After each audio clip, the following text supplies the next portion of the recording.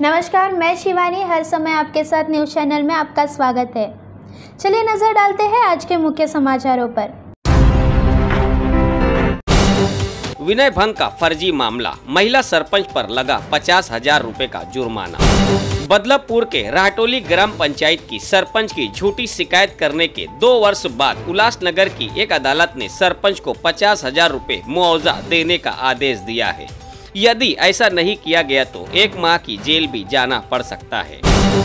बता दें कि बदलापुर शहर के राहटोली ग्राम पंचायत में विकास कार्य को लेकर 20 अक्टूबर 2021 में हुई महासभा के बाद महिला सरपंच साक्षी करंदुले व उनके पति करंदुले उप सरपंच चेतन बनकर के केबिन में बैठे हुए थे, जिसके बाद सरपंच तथा उप सरपंच के बीच बहस हो गई।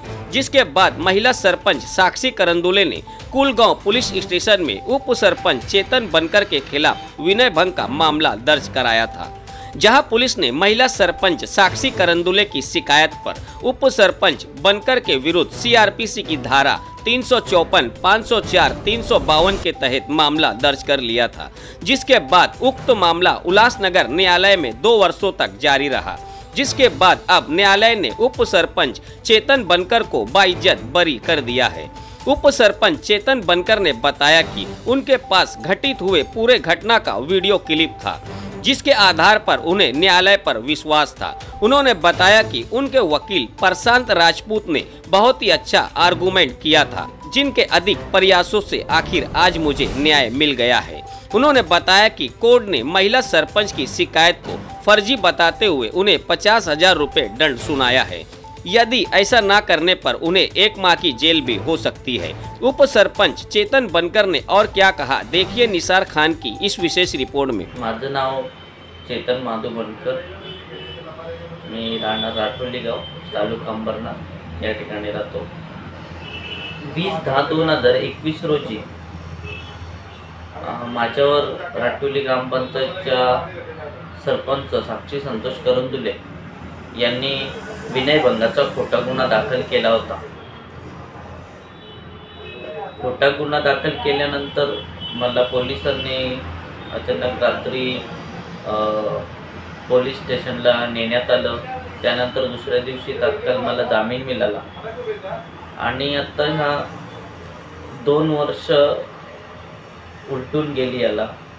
ही केस चालू होती।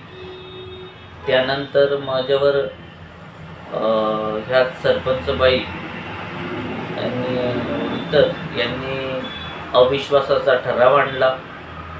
मला उपसरपंच पदावरून घालवण्यात आलं। त्यानंतर सदस्यपद देखील माझं अपात्र करण्यात आलं।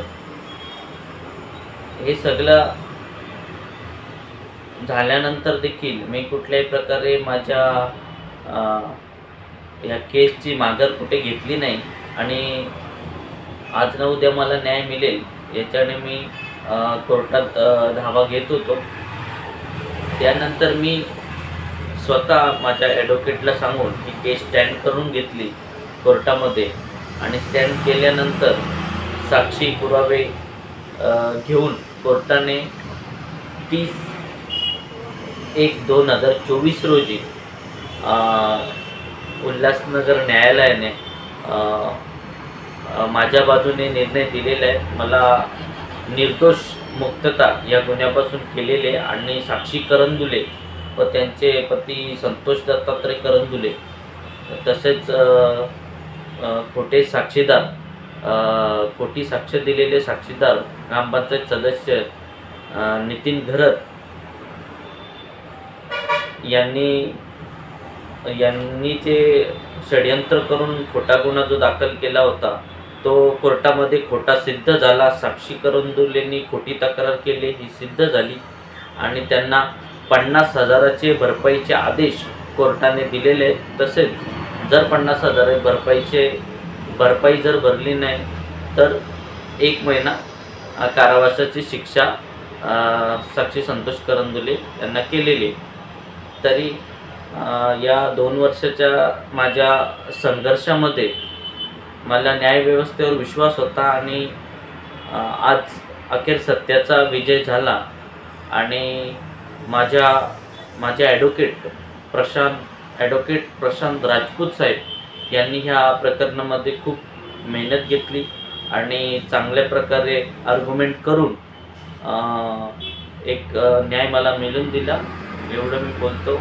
आणि खऱ्या अर्थाने जे सरपंच साक्षी करंदुले आहेत यांच्या व संतोष दत्तात्रय करंदुले यांचे जे राजकीय यांच्या पाठीमागे जी राजकीय शक्ती आहे, त्या राजकीय शक्तीला पाठबळ देणाऱ्या राजकीय शक्तीला खऱ्या अर्थाने या उल्हासनगर न्यायालयाने या निर्णय देऊन एक प्रकारे त्या राजकीय शक्तीला कानफडात लगावली आहे.